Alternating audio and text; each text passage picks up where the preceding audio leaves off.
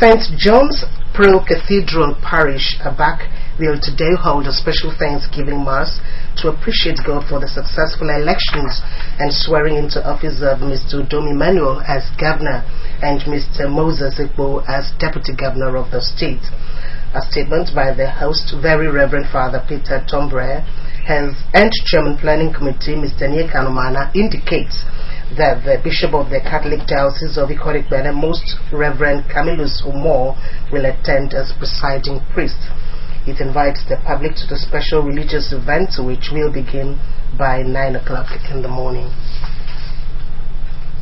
The Permanent Secretary, Ministry of Information and Communications, Mr. Oliver Udokpo, has charged information officers in the state to effectively discharge their duties to enable the government live up to its responsibilities to the people. Mr. Udokpo gave the charge at a meeting with information officers. The Permanent Secretary advised information officers posted to local government areas, ministries, departments and agencies to always send in daily reports of activities in their different beats to facilitate the production of the weekly news bulletin of the ministry, and that such reports would be published in the ministry's website. The ministry, he said, will soon effect postings of information officers to different government ministries, departments and agencies, as well as local government areas, and advised them against rejecting such postings. Mr. Udokpo also stressed the need for them, as government information managers, to remain politically neutral while discharging their duties. You can imagine that 3 ministries in 3 years, or even 4 in 3 years, and they don't complain. At that level, please. You never can tell. There is nothing God cannot do. You don't know if that is the place that you are going to visit. And you feel that place is nonsense. But you can break the rock from there. You can. You can. So say I'm posted to level of productivity. This is this, and that is that. You never can tell that things can turn around in your favor. The Director of Information, Pastor Michael Etuk, said the meeting was arranged to enable the new Permanent Secretary interact with them to appreciate the challenges in their respective places of assignment. Pastor Etuk advised the information officers to take their jobs seriously and to cooperate with the new leadership of the state and the ministry for effective and efficient service delivery. We always make ourselves ready as early as possible. We write the request for funds, His Excellency, as early as possible. We do the design, all other things that facilitate the production of diaries and calendars as early as possible. But why it comes late? Because we normally do not have the release of funds on time.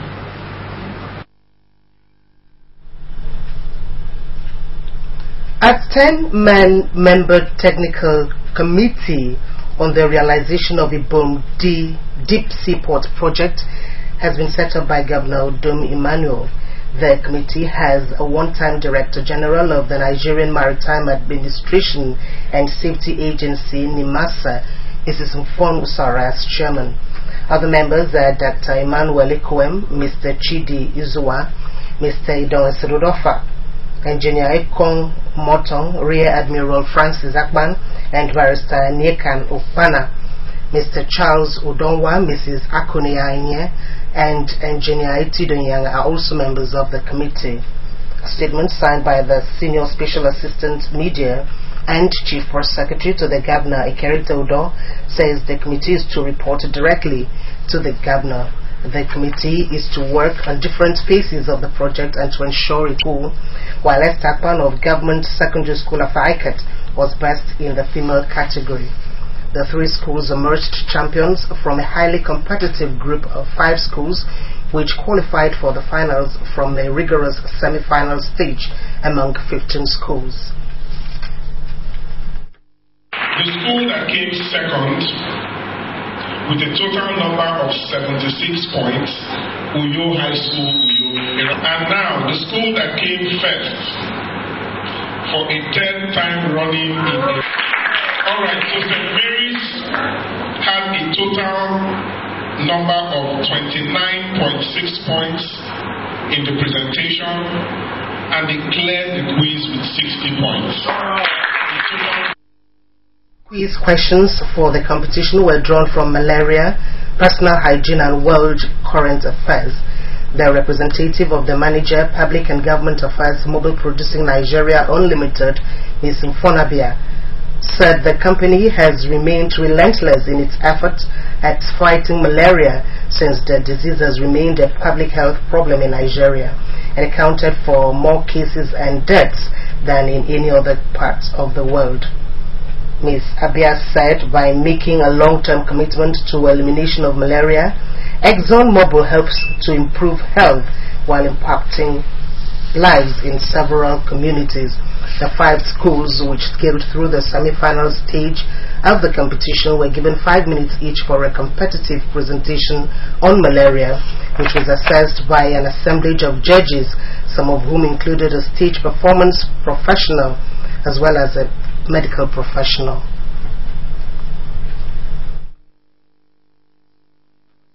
Invest in the future to defeat malaria by keeping our promises and by all the necessary to take out mosquito and malaria from our country, Nigeria. Livestock minister in Armenia who are free from malaria. Nigeria, Nigeria, now we come to be. Points of the event included a health talk by Mrs. Precious Dan of the Medical and Occupational Health Department of Mobile Producing Nigeria, presentation of plaques and several academic materials to participating students of the winning schools, as well as a presentation by the Anti-Malaria Club of Girls High School, Ikoribu, Eket. The World Malaria Day Quiz Competition, which was organized by the Inoyo Toyo Foundation, aimed at instilling best practices in the fight against malaria in children so as to facilitate sharing of experiences to adapt and strengthen malaria control efforts. It is commemorated annually on the 25th of April. This year's quiz held at Grace's R&R Center, IBB Weriyo, and had as its theme, Invest in the Future, Defeat Malaria. You're watching AKBC News this Sunday morning. We told you earlier that the 5th session of the State House of Assembly has been wound up. Anthony Itam reports that the valedictory session was attended by former National Assembly, former speakers and supporters of the outgone legislators. Also, Governor Udom Emmanuel has issued constitutional proclamations for the inauguration of the 6th session of Akwa Ibom State House of Assembly. The inauguration is billed for tomorrow. We take a break. We'll come back after this short time out.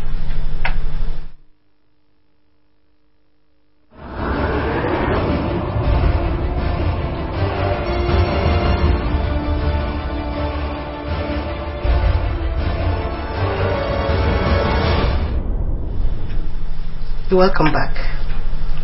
The State Ministry of Transport says it has received reports of infringement of ticket operations by agents of Uyo and its local government. A statement signed by the Permanent Secretary, Dr. Efeong Abia, has reminded local government councils that they are precluded from licensing, registering, regulating, or collecting revenue from mechanically propelled vehicles, including tricycles. The statement therefore warned local government agents on sales of tricycle tickets to immediately cease from harassing and forcing tricycle operators to obtain daily tickets from them, as any of them caught will face the full weight of the law. Tricycle operators, the statement advised, to obtain tickets only from the State Ministry of Transport agents and to report any harassment from any quarters to the nearest police station. It was a celebration of 3 years of quality and outstanding leadership as the people of Okobo local government area converged on the council hall Ukobudi in their numbers to appreciate the outgoing chairman of the local government, Princess Felicia Bassi. The special valedictory service organized by the local government council also provided a platform for Princess Felicia Bassi to present her scorecard. The report is presented in our studios. The local government council hall, Okobedi, was filled to capacity by senior citizens of the area, politicians, youth and women groups, the clergy and staff of the council, as individuals and dignitaries, including the vice chairman of the council, Pastor Benedict Akwa, and the former speaker of the Akwa Ibom State House of Assembly, Mr. Peter Linus Omo, lauded the outstanding achievements of Princess Felicia Bassi, who is leaving for the House of Assembly to represent Okobo State constituency. But for us as a council, we enjoy the benevolence of the Almighty God that we are all intact. To God be the glory. That we came in here, God has been with this council, God has been with the executive chairman, and with Jimmy, and we've been relating as a family. On behalf of the staff of this local government, let me on their behalf convey their happy congratulations to you, and of course the people of Okobo local government who pioneered, who partnered with us to make her emerge as our chairman.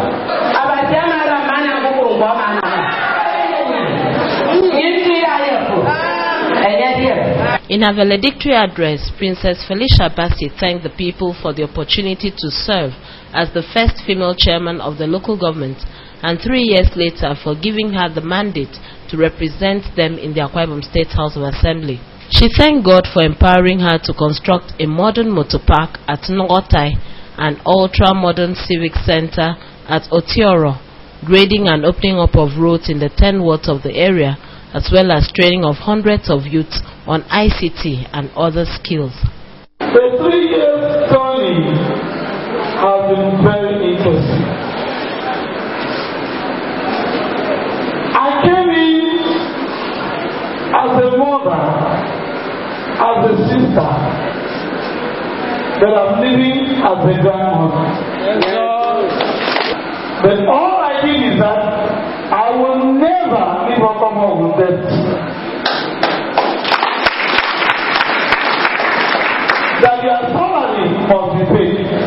In a sermon on the topic, If Men Were God, the Bishop of the Methodist Church, Ikorabasi, the Reverend Edith Otoroto, likened Princess Felicia Bassi to Deborah, who made great exploits as a judge in Israel, noting that the tenure was favored with peace as well as infrastructural and human capacity development. I said none of you will die untimely. Some of you did not affect life, did not touch life. You were there to cause unnecessary tears to people. You will never know the truth. High point of the ceremony was the cutting of a valedictory cake by Princess Felicia Bassi. Special marshals serving in Unit 4 of the Federal Road Safety Corps in the state have taken their road safety enlightenment campaigns to schools. Their program, which aims at educating students on road safety, took place at the Fulgar International Model Secondary School, 1680 Kotopena Road, Uyo. Declaring the event open, the principal of the school, Mr. Ate, appreciated the special marshals for taking the campaign to the school, saying the sensitization will expose students to road signs and what they stand for. I am here to thank the road safety officials who are here with us today for finding time to be here with us. We have learned a lot from them today. As a person, I have come to realize that while government is working toward ensuring good roads, car owners maintaining good mechanical condition of their vehicle, that passengers as well as pedestrians equally have rules to play to ensure safety.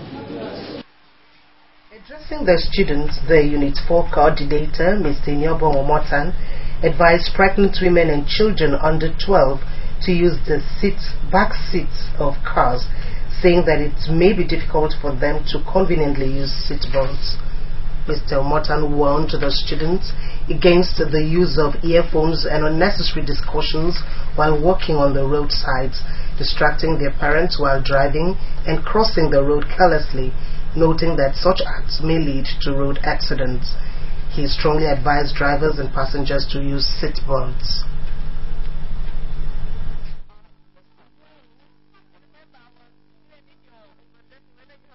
When you are in a vehicle, don't distract the driver.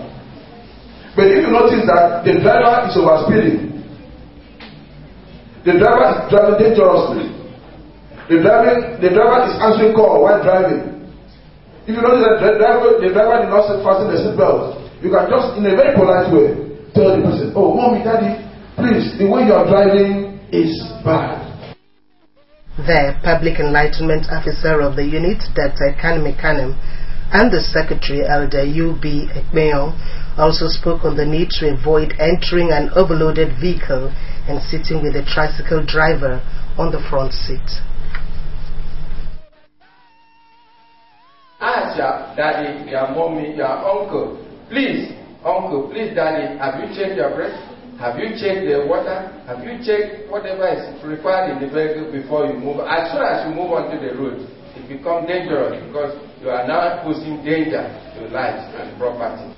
You are not expected to wear black clothes while moving on the road in the night.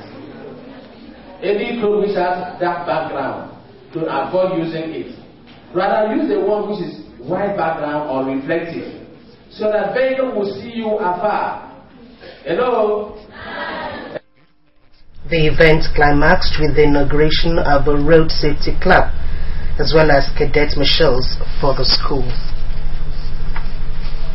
Following wanton construction of illegal structures by individuals and organizations in certain parts of Uyo City capital city, the State Governor, Mr. Udom Emmanuel, has ordered the management of the authority to take steps to remove such structures. Accordingly, government has ordered a complete verification of filling stations within the capital city and owners of stations, and to present their construction approvals and permits for verification within 14 days, failure of which stations will be demolished within 28 days.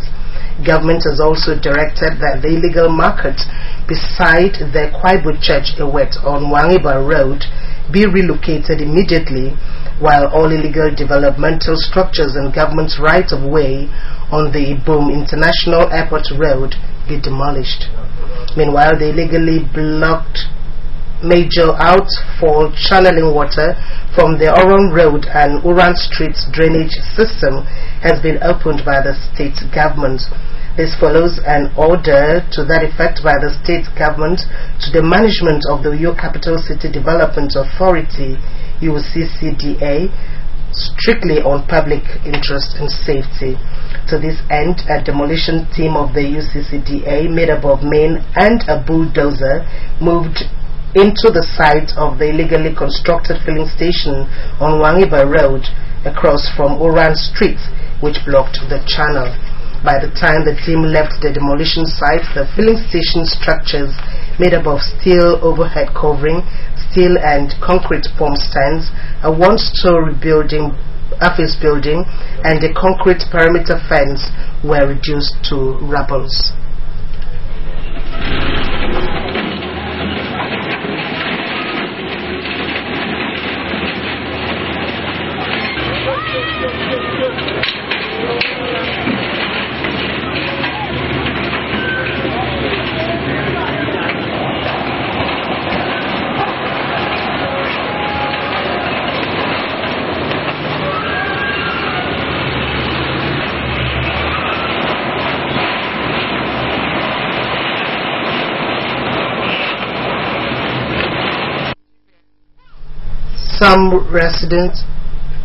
Some residents of Uyo who were visibly alerted watching the demolition commended the action of the state government.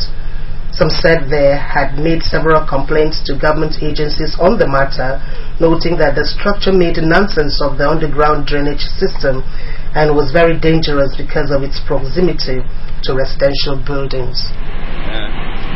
When the police station came on board, we were not happy as much because we know the damages that would cause in future. So this direction is a good step for the development.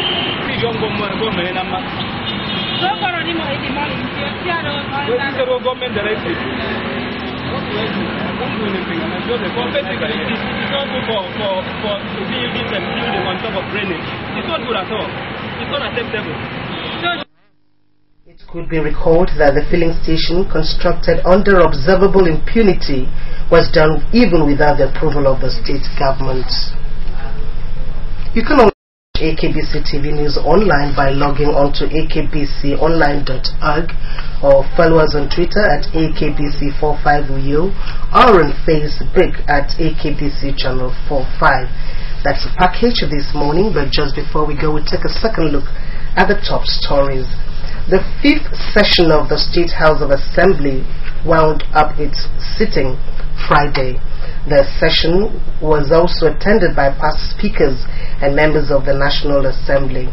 We also told you that the state government has set up a 10-man realization committee for the Boom Deep Seaport project. It is headed by Mrs. Mfon Usara. That's a package. We'll be back at 8. Till then, do have a wonderful Sunday.